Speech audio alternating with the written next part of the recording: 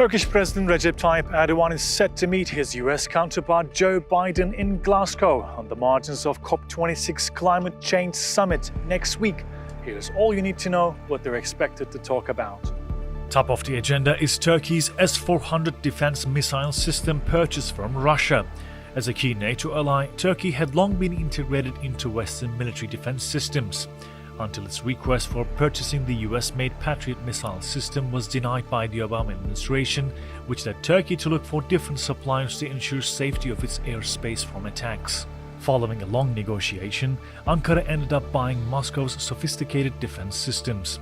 Washington says the S-400s pose a threat to its F-35 fighter jets and NATO's broader defense systems.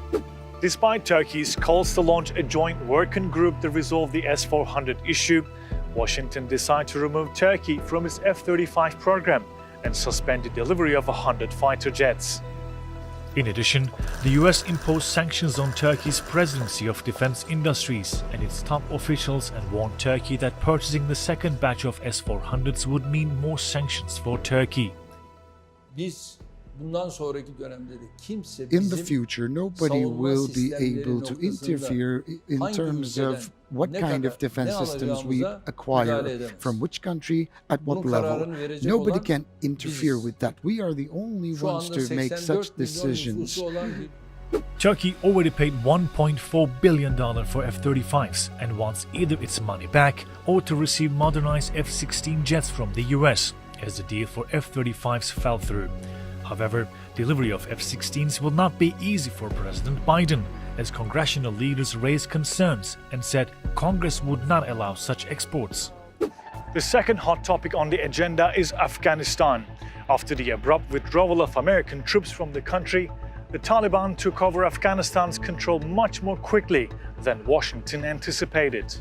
The situation created a massive flow of refugees into the region, directly affecting countries like Turkey. Turkey has been a critical transit point for asylum seekers and irregular migrants who want to cross Europe to start new lives, especially those fleeing war and persecution, including Syrians and Afghans. Turkey already hosts 3.6 million Syrian refugees, more than any country globally, amid signs that a new wave of Afghan refugees might head towards Turkey and the EU. Turkey's president said Ankara could not bear an influx of refugees from Afghanistan, and the country is already hosting 300,000 Afghan refugees. Both leaders are also expected to talk about the Taliban rule and the humanitarian situation in the country. The United Nations says Afghanistan is on the countdown to catastrophe, as half of its population faces acute hunger, making it the world's largest food crisis. The third, maybe the hottest topic, is Turkey's concern over US support of the YPG terrorist organization in Syria.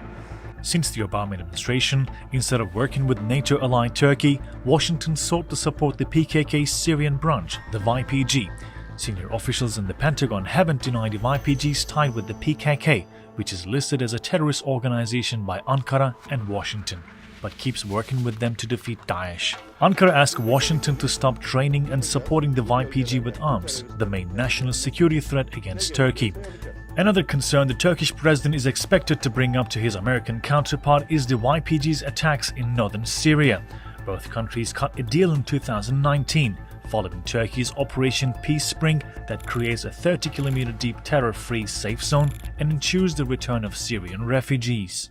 Finally, Erdogan is expected to bring the extradition of the Fethullah terrorist organization's leader, Fethullah Gülen, who is the mastermind of the 2016 coup attempt, which claimed the lives of over 250 people and injured thousands.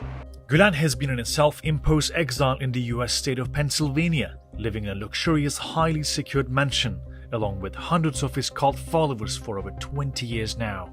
Turkey has already presented thousands of documents to American authorities, proving that Gülen orchestrated the failed coup and has demanded his extradition for the past 5 years. Turkey and the US are no doubt having one of the most challenging times in their long relationship, and it is hard to predict the fruitfulness of the bilateral meeting between the two leaders. But the atmosphere in the meeting room and following decisions will undoubtedly show where the relationship between the two NATO allies is headed.